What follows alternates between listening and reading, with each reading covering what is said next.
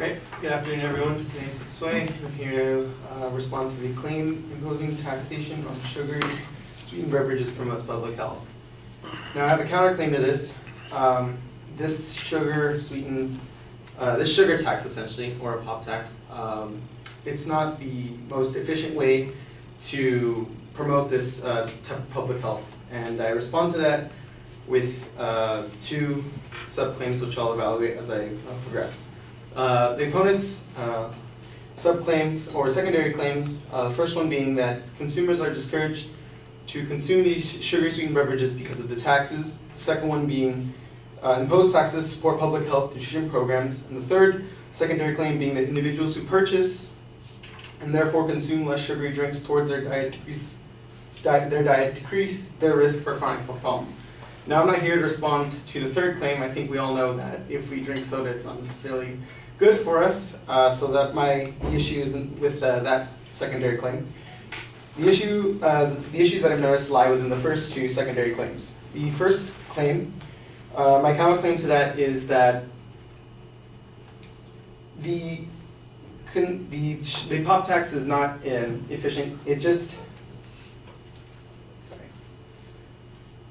doesn't change where, it doesn't change your habit of wanting to buy the soda. It will only change where you buy the soda.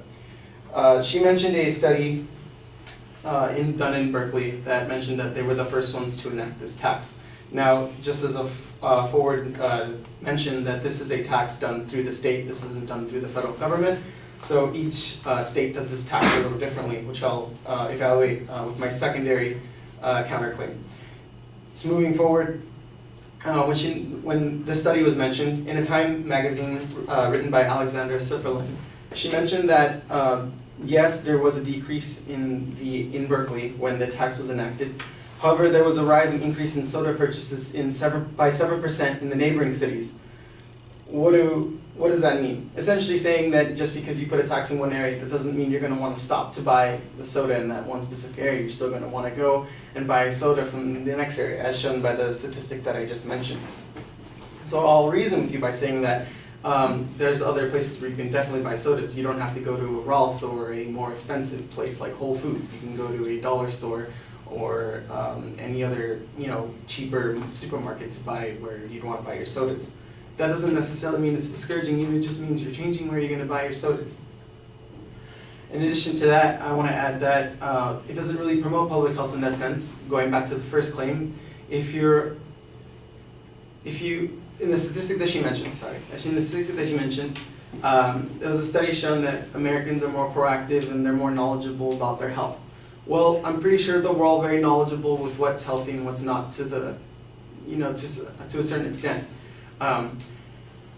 Though there was a study done by Gallup Incorporated. They did a study showing that within the recent 2 years, there's 4% of Americans that have never eaten fast food.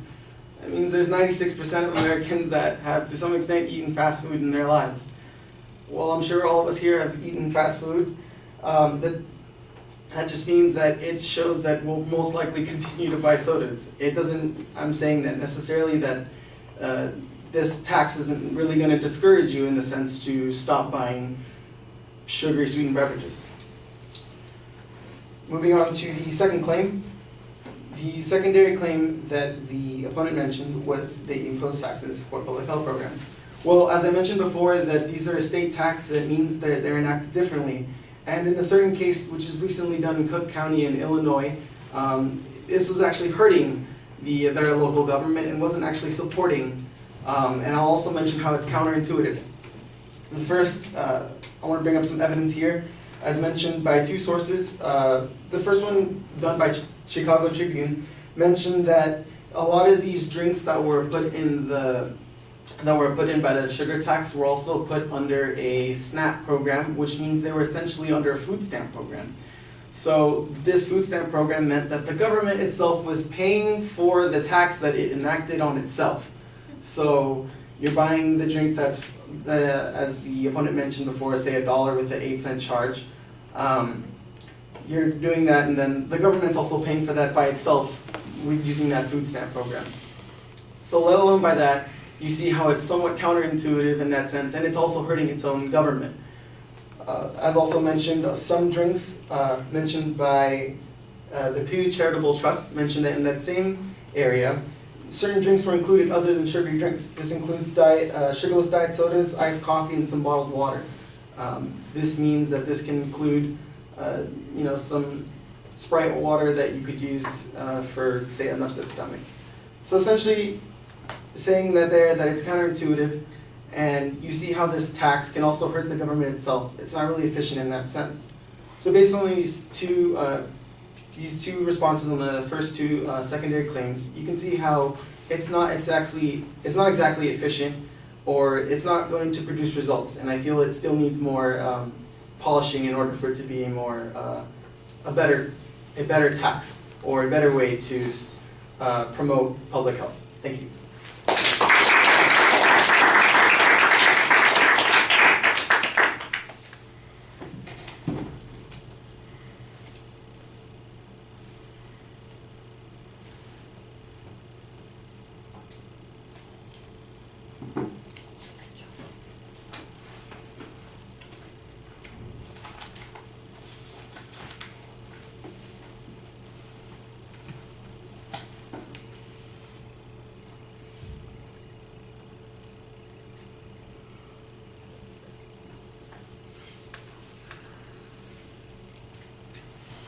All right, the structural stuff at the beginning is fine. On your first point, you talk about how the pop tax is not going to be efficient. I think you might even want to change the term efficient to effective and suggest that it's not going to have an impact. There's not really a discussion of what the advocate's evidence was, except that you do reference the Berkeley data. You don't criticize the Berkeley data directly. Instead, what you do is you make a good counterclaim about that situation or example and talk about why the example is problematic, and that is real straightforward. People may not have bought as much soda in the Berkeley area. That's because those people who live in that area simply bought it outside of the areas where they're taxing it. And by the way, it's not just a state tax in this particular case, it's a city tax that's being imposed here. So there are lots of reasons why that could be more problematic. It doesn't necessarily just have to be a statewide tax. Your argument seems to be that people are going to continue to purchase these things regardless, and I think that's what your argument about the fast food issue is, that a lot of people consume fast food and have done so on a regular basis, even though they know that it's not particularly good for them, so they have a high motivation for doing this, and they're going to continue to purchase these soda products. As a result, they're just going to keep doing that. I think that's the inference that you're trying to make there. It could be a little bit clearer. I think you've got the right evidence and a good argument here, but you don't make the claim as clearly as you need to. Now, the argument about how the tax issue actually hurts local government, I don't know. The way you present it snaps a federal program, so if the feds are paying the local tax, it sounds like the locals are going to benefit. It does, however, the argument that you're making, I think, still has some sense to it. In essence, the one government paying the tax to another government doesn't really have any consequence to the individual who's purchasing these products, and so it's not likely to change their behavior in the long run. And of course, it seems like it's a little counterintuitive that that's a way to go. I had no idea when you mentioned that some other products are included. You mentioned sugar-free sodas and bottled water and coffees and that sort of thing. And what is your point with that particular argument? Having described that, I now go, well, okay, they don't have sugar in them. They are included.